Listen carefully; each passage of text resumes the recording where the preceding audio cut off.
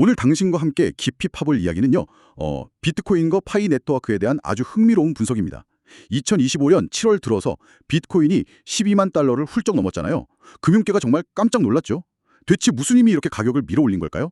그리고 월스트리트 큰손들은 여기서 어떤 역할을 하고 있는 건지, 또 반면에 사용자가 수천만 명이라고 하는데 이 파이 네트워크는 왜 이렇게 조용할까요? 이 상반된 두 이야기 지금 바로 한번 들어가 보시죠.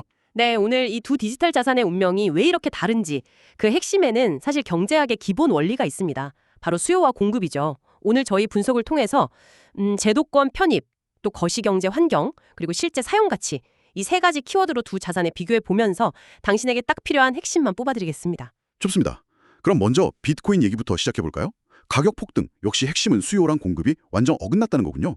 특히 2024년 4월에 그 반감기 있었잖아요. 네, 맞아요. 채굴 보상이 절반으로 줄어드는 이벤트죠. 네, 그 이후로 하루 채굴량이 한 450 BTC 정도로 확 줄었는데 자료 보니까 7월 10일 같은 날이요. ETF들 있잖아요. 상장 지수 펀드. 네네. 여기로 하루 평균 8,200 BTC, 많을 때는 10,000개 넘게 순유입했다고 해요. 와, 그렇죠. 이게 계산해보면 어떤 날은 수요가 공급의 22배가 넘었다는 거니까요. 이야, 20배가 넘는다니? 이건 거의 수요 쓰나미 수준인데요? 정확합니다. 그 수요를 이끄는 중심에 바로 블랙록 같은 거대 기관 투자자들이 있는 겁니다.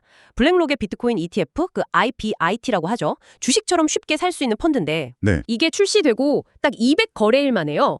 운용 자산이 840억 달러를 넘었어요. 200일 만에요? 와, 네, 이게 얼마나 빠른 거냐면 세계에서 제일 큰 금 ETF, GLD라고 있거든요. 네, 들어봤어요. 그 펀드가 같은 규모 도달하는데 거의 15년, 그러니까 한 5,500일 정도 걸렸어요. 15년 대 200일. 어마어마한 차이네요. 그렇죠. 비교하면 27배나 빠른 속도예요. 지금 아이빗 하나만 해도 전체 비트코인 유통량의 거의 3.7%, 70만 개 이상 가지고 있거든요. 이게 사실상 비트코인을 그냥 디지털 자산이 아니라 어엿한 제도권 금융 자산으로 만들고 있는 거죠. 와, 기관들의 매수세가 정말 상상 초월이군요.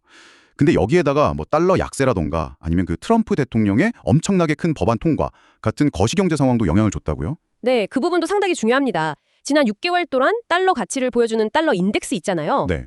그게 한 11% 정도 떨어졌어요. 그러니까 달러 가치가 약해지면서 상대적으로 비트코인이 안전자산이나 인플레이션 해지 수단으로 더 매력적으로 보인 거죠.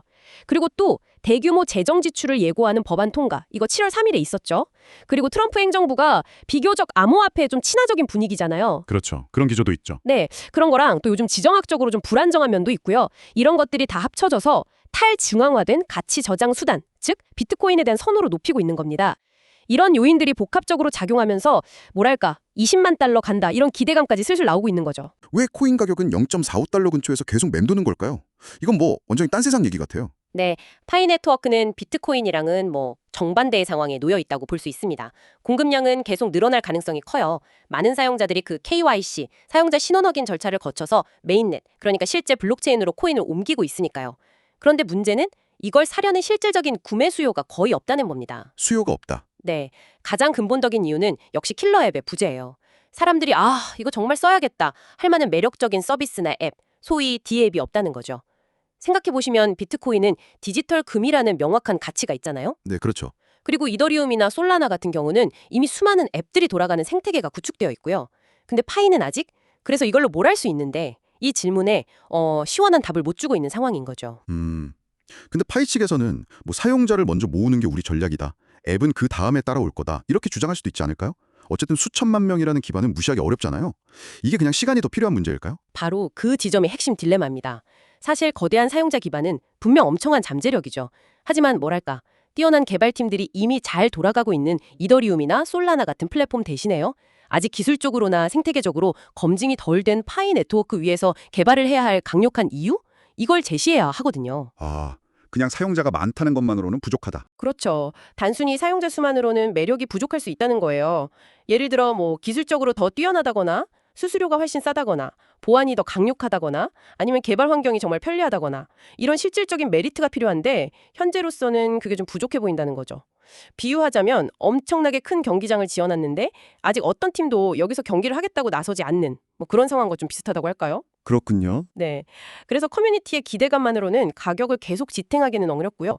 결국엔 실제 가치를 보여줄 수 있는 킬러 앱의 등장이 정말 절실한 상황이라고 봅니다. 네, 오늘은 이렇게 제도권의 강력한 지지를 받으면서 새로운 고점을 향해 달리는 비트코인과 또 거대한 커뮤니티를 가졌음에도 아직 사용 가치를 제대로 증명하지 못해서 제자리 걸음 중인 파이 네트워크, 정말 극명하게 대비되는 두 암호화폐의 현재 상황을 자세히 살펴봤습니다. 네, 결국 시장은 냉정합니다. 실제 가치를 찾아 움직이죠.